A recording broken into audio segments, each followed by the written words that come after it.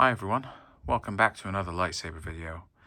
I made a video a couple of years ago titled Every Luke Skywalker Hilt from Return of the Jedi or something like that.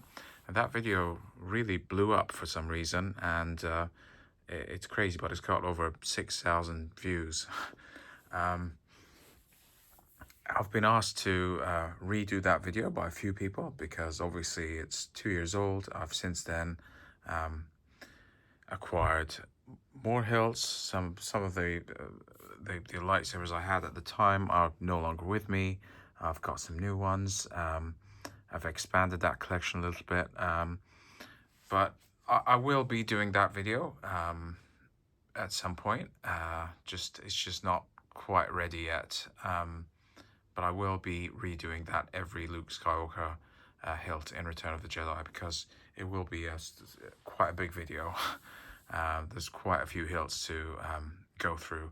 But what I wanted to do now is I thought I would kind of cover all of Luke's hilts, but in a slightly different way. I kind of broke them down into kind of 3 families, because otherwise it gets really complicated and messy. But the way I've started to think about all of the hilts used in Return of Jedi is basically there's just kind of 3 lines, essentially. There's really the V2, V3, and Yuma, and that's it. Everything else, all the other hilts that were used in Return of the Jedi were somehow related to one of those 3 hilts. So this is the V2. I thought I'd do like a 3-part video so that the videos are not too long. So this is part 1, and it's going to cover the V2. And then part 2, I'll do hopefully next week. I'll talk about the V3, and then in part 3, I'll talk about the Yuma. So the V2 is the main, like the hero hilt.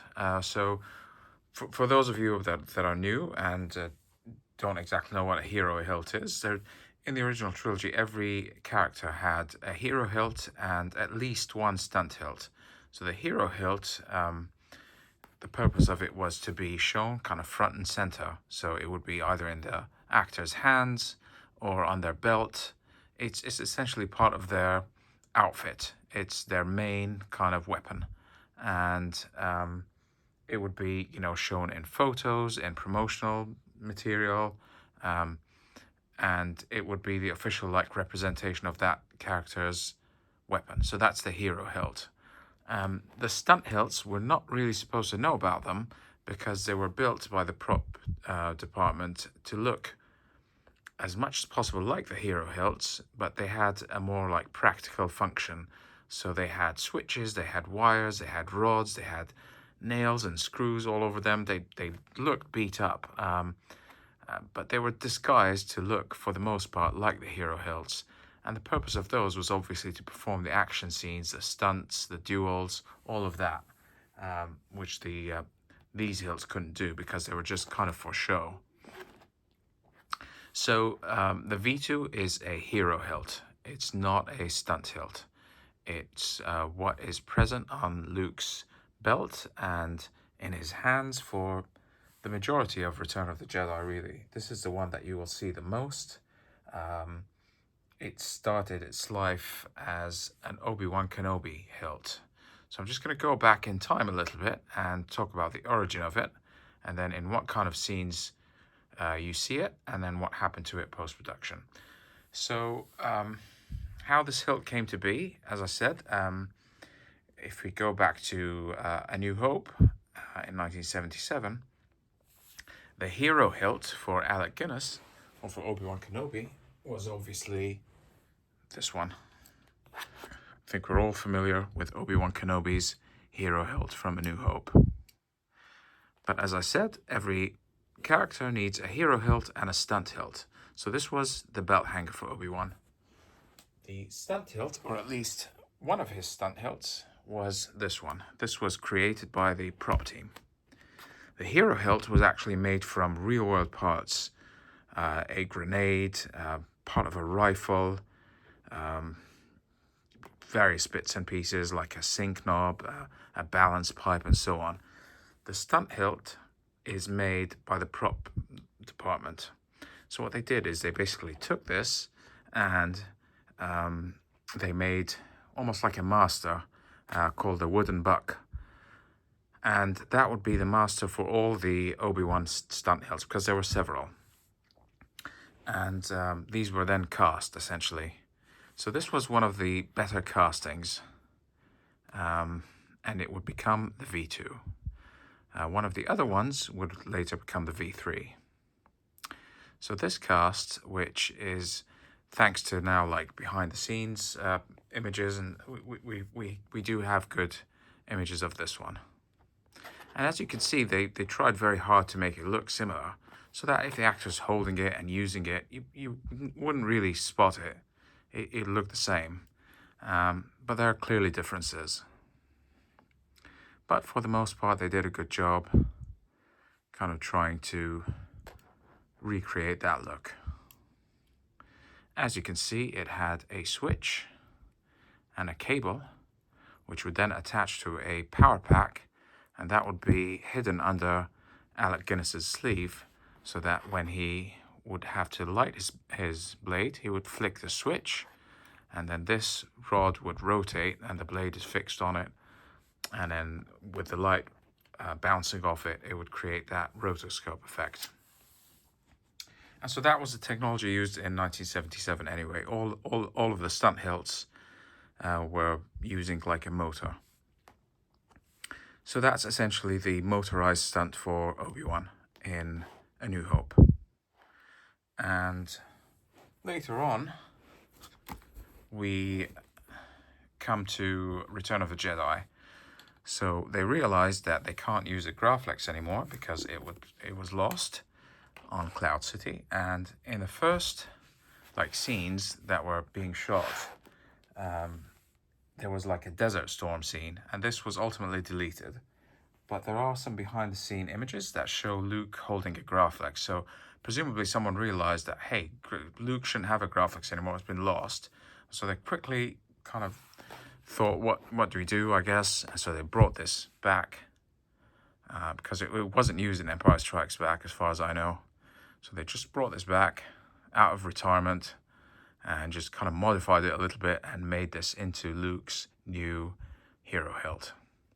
So all they had to do really was kind of chop this down, scratch up some of that paint, get rid of this switch and the cable, and that's it.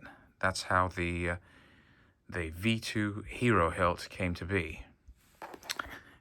Initially, it may have looked something like this in the first early stages of production, and you can see how similar it looks to Obi-Wan's. Really, all the differences are over here in the grenade. They've probably tried to sand down some of that black paint, and obviously, as I said, they removed the switch and the cable, but it's otherwise pretty identical. So it looked like this, or we believe it looks like this, in the early stages of production, like in the sandstorm scene, which was deleted, and possibly in the Ewok village scenes, because those were shot first. Later on, it would change again. I'm going to put that aside. So this was the V2 early on. It would change again through the course of the filming, and it would look more and more like the V2 we know today. So a lot less black paint on it, on the emitter, on the booster. And the major difference here is it now has a circuit card for the clamp card. And also the presence of the two new greeblies here on the booster, the cone knob and the boot stud. This is what the hilt looks like today. During filming, if you pause and look at it, you'll notice that it's not as scuffed as this. There's a lot more black paint on this part and on the emitter as well, though not as much as here. So it's kind of somewhere in between, but more similar to this. So that is a V2, and you see it in really all over the place. You see it in the Mon Calamari war room. You see it in the Endor speeder fight. Definitely you see it a lot in the throne room. Vader handles it, the Emperor takes it and puts it beside him. It's on Luke's belt as well in Dagobah when he goes to see Yoda. Really, I mean, I can't think of every single scene, but in most of Return of the Jedi, when it's on Luke's belt, it's the V2. So everything in Endor, basically, all the Ewok scenes, like the Ewok village scenes later on, as well, when he's like talking with Leia, all of that. Literally, I mean, when the Ewoks capture them as well, and they take it, you see it with one of the or the chief of the tribe. He's got the V2 as well.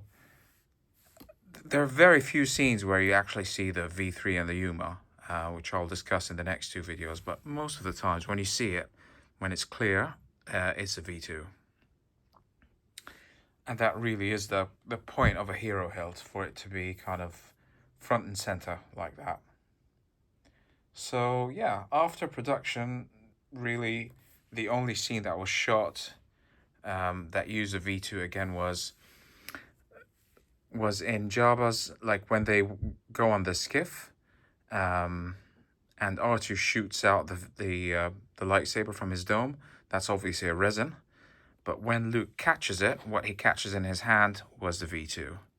Literally only the catch scene, and then he uses a Yuma to do the rest of the fight. So it's really present throughout the movie. I mean, 90% of the time, you're looking at the V2. And post-production, really, it just went to a kind of a private collector, Brandon Allinger of the prop store. He's the one that owns this now. And he actually reunited it with Mark Hamill years later. He got to interview him, and Mark Hamill held it and talked about it. And that video is available to watch on YouTube. But this is what the V2 looks like today in Brandon's collection. So this is the kind of the post-production look of the hilt. As I said, I don't have the kind of the throne room one version, which is like the late production stage. I have the early production and the post-production. The actual production unit looks very much like this one, with slightly more paint here and there.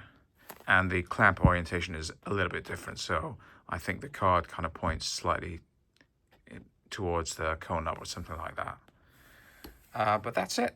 I do want to keep these videos as brief as possible, so I'm going to stop with this today, and my next two videos, as I said, will be about the V3 and the Yuma, because they have a different kind of lineage. But yeah, so that was the V2. It started with the template, or the master, was Obi-Wan's. That got then, they made the wooden buck to cast all the stunts. So this would be the stunt that Alec Guinness used in A New Hope. And it's this exact same hilt that was later kind of reused to create the V2 for Luke Skywalker in Return of the Jedi, which is the main belt hanger and the actual hero hilt. Okay, so I'm going to end this video here.